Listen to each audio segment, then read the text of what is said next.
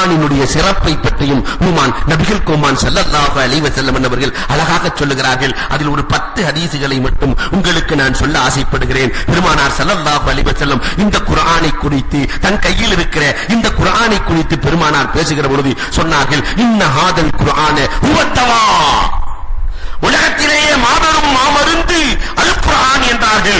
எல்லா நோய்களுக்கும் இதில் ஷிஃபா இருக்கிறது என்றார்கள். இன்னொரு ஹதீஸிலே பெருமானார் ஸல்லல்லாஹு அலைஹி வஸல்லம் சொன்னார்கள், இன்னல் குர்ஆன கீனா, குர்ஆன் தான் செல்வம், லா கீனா பஅதா, குர்ஆனுக்கு பிறகு ஒரு செல்வம் இல்லை என்றார்கள்.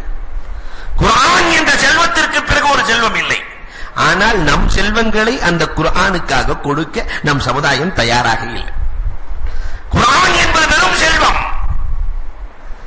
யோசித்து பார்க்க வேண்டும். குர்ஆன்ல இல்லாதது ஏதாவது இருக்கிறதா? அது ஒரு மாலிக்யூல், எல்லா கருத்துக்களையும் உள்ளடக்கிய வேதம். அபூ ஹுரைரா ரலியல்லாஹு அன்ஹு உஸ்மான் ரலியல்லாஹு தஆலா காசு பணத்தை அனுப்புகிறார்கள். அபூ ஹுரைரா ரலியல்லாஹு உஸ்மானுக்கு திரும்ப காசை அனுப்பினார்கள். உஸ்மான், உன் செல்வத்தை என்னிடத்திலே காட்ட நினைக்கிறாயா? நேரா அலி ரலியல்லாஹு போயிட்டாங்க. அபூ ஹுரைரா உஸ்மான் ரலியல்லாஹு ரெண்டு பேரும் வந்து நிக்கிறாங்க. அபூ ஹுரைரா சொன்னாங்க, இவர் என்னமோ காசை கொடுக்கிறார் எனக்கு. உஸ்மான் ரலியல்லாஹு சொன்னாங்க, அபூ ஹுரைரா ஏழை என்ற காரணத்தினால் நான் பணம் கொடுத்தேன் என்றார்கள். அபூ ஹுரைரா சொன்னாங்க, யார் ஏழை, அவரா நானான்னு கேளுங்க. அலியே, அவர் ஏழையா நான் ஏழையா? அலி ரலியல்லாஹு தஆலா சொன்னாங்க, உஸ்மான் பெரிய வியாபாரி, நீங்க ஒண்ணும் இல்ல, நீங்க தானே ஏழை. யார் சொன்னது? பெருமானார் சொல்லி இருக்கிறார்களே, அல் குர்ஆன் கீனா, என்னிடத்தில் முழு குர்ஆனும் உண்டு, அவரிடத்திலே முழு குர்ஆன் இருக்கிறதா? மனதில் கேளுங்க. என்னிடத்திலே முழு குர்ஆன் இருக்கிறது. பெருமானார் சொன்னார்கள், நான் தான் கோடீஸ்வரன் என்றார்கள். உஸ்மானை பார்த்து சொல்லவில்லை கீனா என்று. அலி ரலியல்லாஹு தஆலா சொன்ன சொல்லை வாபஸ் வாங்கினார்கள். உஸ்மான் ரலியல்லாஹு கையை பிடித்து சொன்னார்களாம், நான் அபூ ஹுரைரா குர்ஆனோடு மோத நான் தயாராக இல்லை, நான் குர்ஆனோடு மோத தயாராக இல்லை என்று சொல்லிவிட்டு கொடுத்த பணத்தை எடுத்துக்கொண்டு சென்ற வரலாறு. குர்ஆனை போன்ற கீனா உலகத்தில் எதுவும் இல்லை. பெருமானார் ஸல்லல்லாஹு அலைஹி வஸல்லம் அடுத்தும் பேசுகிறார்கள், லிகுல்லி ஹர்ஃபின், குர்ஆன்ல இருக்கிற ஒவ்வொரு ஹர்ஃபுக்குமே ஜௌஜத்தும் மின் ஹூரில் ஐன், ஒரு ஹூருலின் பெண் உண்டு என்றார்கள். பெருமானார் ஸல்லல்லாஹு அலைஹி வஸல்லம் யார் எவ்வளவு ஓதுனாங்களோ அவ்வளவு இருக்கும். அன்புக்குரியவர்களை எண்ணி பார்க்க வேண்டும். குர்ஆனையே பார்க்காத ஆளுக்கு ஒரு ஹூருலின் கூட கிடைக்க. பெருமானார் ஸல்லல்லாஹு அலைஹி வஸல்லம் என்பவர்கள் இன்னொரு ஹதீஸிலே, 4வது ஹதீஸிலே அழகாக பெருமானார் பேசுகிறார்கள், எந்த வீட்டிலே குர்ஆன் ஓதப்படுகிறதோ இஜ்தமஅத் அலைஹில் மலாயிகா, அந்த வீட்டிலே மலக்குமார்கள் ஒன்று சேருகிறார்கள். தனக்கபத் அன்ஹு ஷயாத்தீன், ஷைத்தான்கள் சென்று விடுகிறார்கள். எந்த வீட்டிலே குர்ஆன் ஓதப்படவில்லையோ அந்த வீட்டிலே ஷைத்தான்கள் ஒன்று சேர்ந்து விடுகிறார்கள், மலக்குகள் சென்று விடுகிறார்கள். கல்ல கைருஹு, பெருமானார் சொன்னார்கள், குர்ஆன் ஓதவில்லை என்றால் நலவு குறைந்து விடுகிறது, தீமை கூடி விடுகிறது. எனவே உங்கள் வீடுகளை கபராக்கி விடாதீர்கள். அல் குர்ஆனை ஓதிக்கொண்டே இருங்கள், அல் குர்ஆனை ஓதிக்கொண்டே இருங்கள்.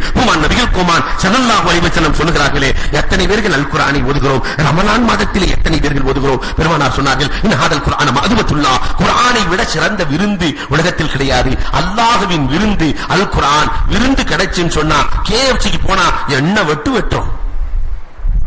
அது நல்லா இருக்கும், அதுல கொஞ்சம், இது நல்லா இருக்கும், இதுல கொஞ்சம், இது நல்லா இருக்கும், இதுல கொஞ்சம். என்றைக்காவது இந்த குர்ஆன் என்ற விருந்திலே சூரத்துல் மாயிதா நல்லா இருக்கு, அதுல ஒரு 20 வசனம், சூரத்துல் ரஹ்மான் நல்லா இருக்கு, சூரத்துல் வாக்கியா நல்லா இருக்குது, சூரத்துல் சாத் நல்லா இருக்குது, சூரத்துல் சஜ்தா நல்லா இருக்கு. என்றைக்காவது ஓதி இருக்கிறோமா?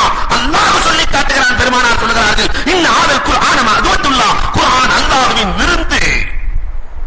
அல்லாஹ்வின் விருந்தை சாப்பிட எத்தனை பேர்கள் தயார்? அன்புக்குரியவர்களை யோசிக்கிறோம். பெருமானார் விடவில்லை. அடுத்த ஹதீஸிலே சொன்னார்கள், ஒரு மனிதன் குர்ஆனை ஓத ஆரம்பித்து விட்டால் உலகமெல்லாம் படிக்கிற ஆளுக்கு சர்டிபிகேட் கொடுக்கும். யாரெல்லாம் படிக்கிறானோ படித்து முடிச்சுட்டா அவனுக்கு சர்டிபிகேட். ஆனால் அல்லாஹ் கொஞ்சம் வித்தியாசமானவன். படிக்க அனுப்பிய பெற்றோர்களுக்கு கிரீடம் அணிவிப்பானாம். குர்ஆனை கொடுப்பதற்காக அனுப்பிய பெற்றோர்களுக்கு தாஜுல் கிராமா, சங்கை என்ற கிரீடம் அணிவிக்கப்படும். அதன் பிரகாசம் எப்படி இருக்கும் தெரியுமா? சூரிய பிரகாசத்தை விட கடுமையாக இருக்கும் என்றார்கள் கண்மணி நாயகம் ஸல்லல்லாஹு அலைஹி வஸல்லம் என்பவர்கள். அன்புக்குரியவர்களே, குர்ஆனின் ஆற்றலை பற்றி விளங்கியதுண்டா? அபூதர் ரலியல்லாஹு தஆலாவை பெருமானார் அழைக்கிறார்கள். அபூதர், அலைக பிதிலாவத்தில் குர்ஆன், நீ ஹயாத்தாக இருக்கிற காலமெல்லாம் குர்ஆன் ஓதுவதை விட்டுவிடாதே. ஃபஇன்னஹு நூருன் லக ஃபில் அர்ல், அது இந்த உலகத்திலே உனக்கு வெளிச்சத்தை கொடுக்கும், வழிகாட்டும். வதுஹுருன் லக ஃபிஸ் ஸமா, நாளை மறுமையிலே உனக்கு சேமிப்பாக பேங்க் பேலன்ஸ் ஆக இருக்கும். இங்கும் வழிகாட்டி அங்கும் பேங்க் பேலன்ஸ் குர்ஆன், அதை நீ விட்டு விடாதே என்று பெருமானார் ஸல்லல்லாஹு அலைஹி வஸல்லம் அபூதர் ரலியல்லாஹு தஆலாவை சொல்லி காட்டுகிறார்கள். பெருமானார் ஸல்லல்லாஹு அலைஹி வஸல்லம் அவர்கள் உபய் இப்னு கஅப் ரலியல்லாஹுவை அழைக்கிறார்கள். லைஸ ஃபீ ஜௌஃபிஹி மனில்லதி லைஸ ஃபீ ஜௌஃபிஹி ஷைஉம் மினல் குர்ஆன் கல் பைத்தில் ஹரிப், எவனுடைய உள்ளத்திலே குர்ஆனின் பாகங்கள் இல்லையோ, பெருமானார் கடிந்து பேசிய வார்த்தைகள், கொஞ்சமாவது குர்ஆனினுடைய வசனங்கள் உள்ளே இருக்க வேண்டும்.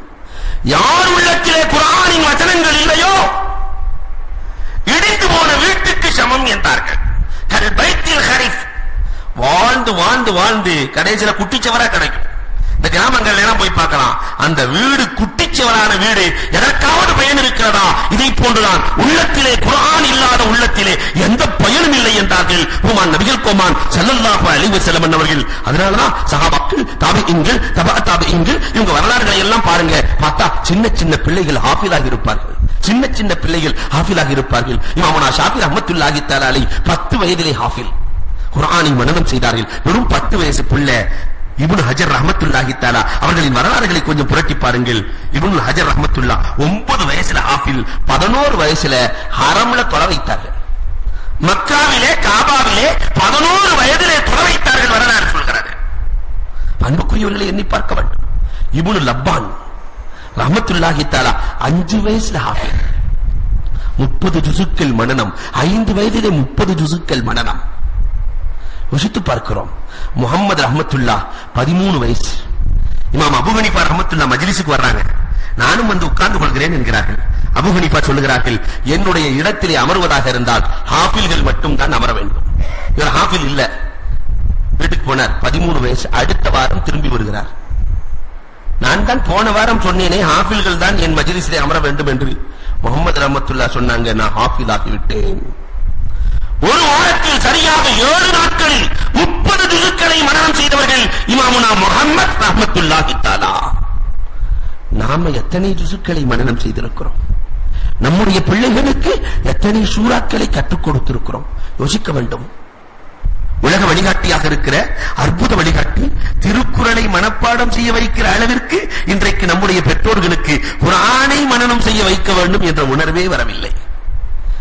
எவ்வளவு மனனம் செய்திருக்கிறோம்? ஸைத் இப்னு சாபித் ரலியல்லாஹு தஆலா ஈமான் கொள்வதற்கு முன்பதாகவே 17 பெரும் பெரும் சூறாக்களை மனனம் செய்திருந்தார்களாம். ஈமானுக்கு முன்பதாகவே. இமாம் கஸ்ஸாலி ரஹ்மத்துல்லாஹினுடைய வரலாறுகளை படித்து பார்த்தார். அவங்க அம்மாட்டையே ஹாஃபிஸா இருக்கிறாங்க இமாமுனா கஸ்ஸாலி ரஹ்மத்துல்லாஹ். வெறும் 6 மாதத்தில் தாயாரிடத்திலே 8 வயதிலே ஹாஃபிஸானவர்கள் தான் இமாமுனா கஸ்ஸாலி ரஹ்மத்துல்லாஹி தஆலா. அப்ப அந்த அம்மா எவ்வளவு ஓடி கொடுத்திருக்க வேண்டும்.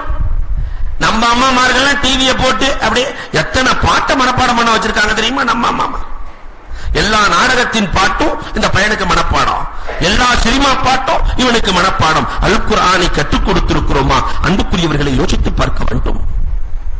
இதைத்தான் பெருமானார் ஸல்லல்லாஹு அலைஹி வஸல்லம் சொல்லுகிறார்கள், யாருடைய உள்ளத்தில் குர்ஆன் இருக்கிறதோ அதுதான் நல்ல வீடு, குர்ஆன் இல்லாத உள்ளம் இருக்கிறது இடிந்த வீடு என்றார்கள். அடுத்தும் பெருமானார் ஒரு ஹதீஸிலே பேசுகிறார்கள். 9வது ஹதீஸிலே பெருமானார் சொல்லுகிறார்கள், இந்த குர்ஆன் இருக்கிறதே யஅதி யௌமல் கியாமத்தி ஷஃபாஆ, கியாமத் நாளையிலே பரிந்துரை செய்யக்கூடியதாக மாறும் என்றார்கள் பெருமானார். கடைசியாக பெருமானார் சொன்னார்கள், திலாவத்துல் குர்ஆன் இபாதத்துல்லாஹ், குர்ஆனை ஓதுவதும் இபாதத், அஃதலுல் இபாதா திலாவத்துல் குர்ஆன், இபாதத்திலேயே சிறந்த இபாதத் குர்ஆனை ஓதுவது, அதற்கு சொர்க்கம் உண்டு என்றார்கள் பெருமானார். ஆனால் இன்றைக்கு நம் சமுதாயத்திலே எத்தனை பேர்கள் ஓதிக்கொண்டிருக்கிறோம் யோசிக்க